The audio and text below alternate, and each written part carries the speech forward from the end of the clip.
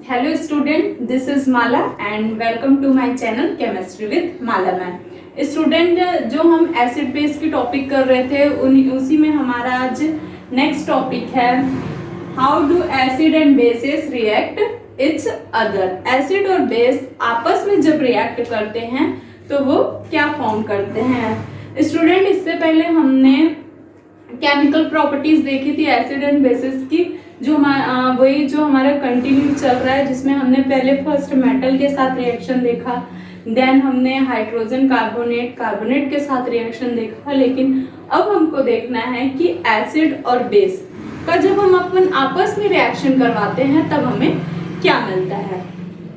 तो इस टॉपिक को एक और नाम से जाना जाता है जिसको हम बोलते हैं neutralisation reaction. When acid react with base, its form salt and water is called neutralization reaction.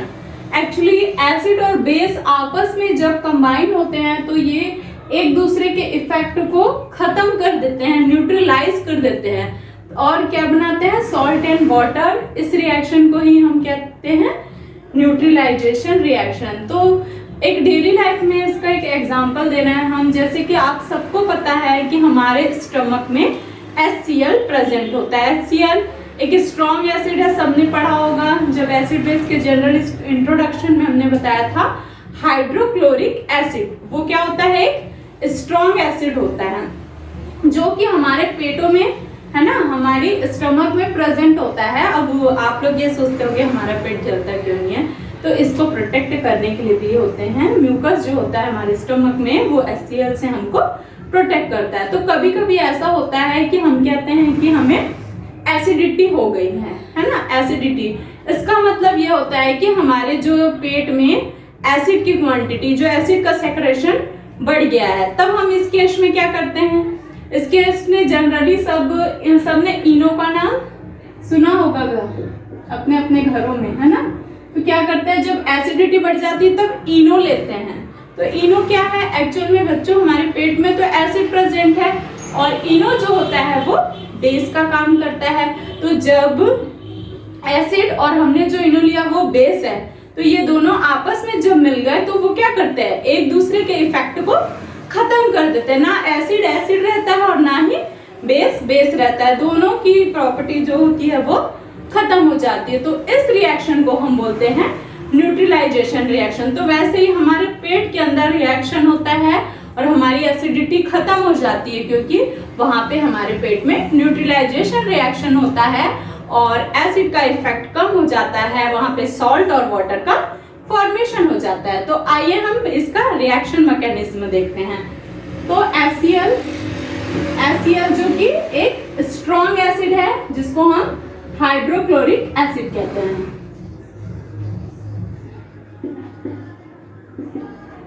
और हम इसका रिएक्शन करवाते हैं एक स्ट्रॉन्ग बेस NaOH के साथ, जिसको हम बोलते हैं सोडियम हाइड्रोक्साइड।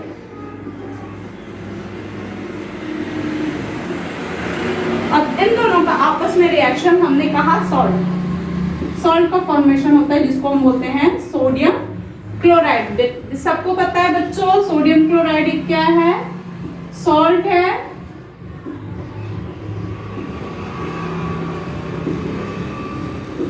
और वाटर रिलीज होती है। ओके, तो बच्चों ये बहुत ही सिंपल सा रिएक्शन है, आपको इजीली समझ में आ गया होगा। यहाँ पे HCl है और यहाँ पे NaOH है, तो सोडियम क्लोराइड का फॉर्मेशन हो जाता है, एक सॉल्ट का फॉर्मेशन हो जाता है और हमारा H2O जो है वो रिमूव होता है। तो बड़ा ही इजी सा रिएक्शन था जो आपके एग्जाम में हमेशा पूछे जाते हैं और काफी इम्पोर्टेंट रिएक्शन है।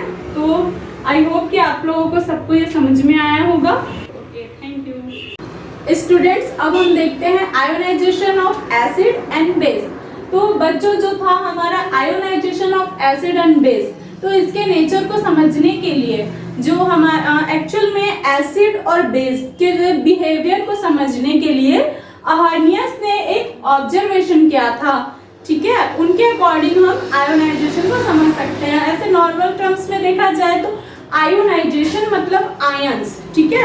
आयंस का ब्रेक हो जाना, ठीक है। हमको किसी भी जब हम किसी एसिड को एक्वस सॉल्यूशन में डिसॉल्व करते हैं तो वो हमें H+ आयन देती है। तो ये था उनका फॉर्मूला। ऐसे ही मतलब एसिड को एक्वस सॉल्यूशन में आयोनाइज करने पे हमको एक पॉजिटिव हाइड्रोजन आयन मिलता है। वैसे ही बेस के टर्म्स में है, हम किसी बेस को अगर एक्वस सॉल्यूशन में डिसॉल्व करते हैं तो फिर हमको OH- आयन मिलता है। तो मतलब बेस में हमको निगेटिव आयन मिलता है और एसिड में हमको पॉजिटिव आयन मिलता है। एक्चुअल में बच्चों होता क्या है, ये जो आयंस है इसके थ्रू हम किसी भी सॉल्यूशन में जो एसिड का कंसंट्रेशन हम पता कर सकते हैं। जैसे कि कोई भी एक्वस सॉल्यूशन में कौन सी एसिड डिसॉल्व है, हम pH स्केल के थ्रू उसमें H+ आयन का कॉन्सेंट्रेट हम चेक करते हैं और H+ आयन के कॉन्सेंट्रेट से हमें ये पता चलता है कि ये एसिड कितना स्ट्रॉन्ग है। पर लीटर में हाइड्रोजन आयन का कॉन्सेंट्रेट चेक किया जाता है, मतलब वाटर के पर लीटर में हाइड्रोजन आयन का कॉन्सेंट्रेट कितना है, इससे पता चलता है कि वो एसिड का कंसंट्रेट कितना है। तो ये तो आपका pH में पढ़ेंगे। अब हम देखते हैं कि एक स्ट्रॉन्ग एसिड जो यहाँ पे लिया है जो कि H2SO4 जिसको हम बोलते हैं सल्फ्यूरिक एसिड। तो सल्फ्यूरिक एसिड का आयोनाइजेशन है जो हमको यहाँ पे 2H+ है ना, 2 जो है हाइड्रोजन आयन मिल रहे हैं और SO4 जो है 2+, ठीक है। वैसे यहाँ पे बेस लिया गया है जो कैल्शियम हाइड्रोक्साइड, ठीक है, कैल्शियम हाइड्रोक्साइड है, एक बेस है। इसमें हमारा Ca कैल्शियम 2+ और क्या मिल रहा है हमको, एक दो जो हमको OH- आयन मिल रहे हैं यहाँ पे। तो ये तो था हमारा एसिड और बेस का आयोनाइजेशन। एक्चुअल में ये रियल में इसका कंसेप्ट बस यही है कि हमें इसके थ्रू एसिड और बेस के बिहेवियर को समझा जा सकता है। Okay, thank you.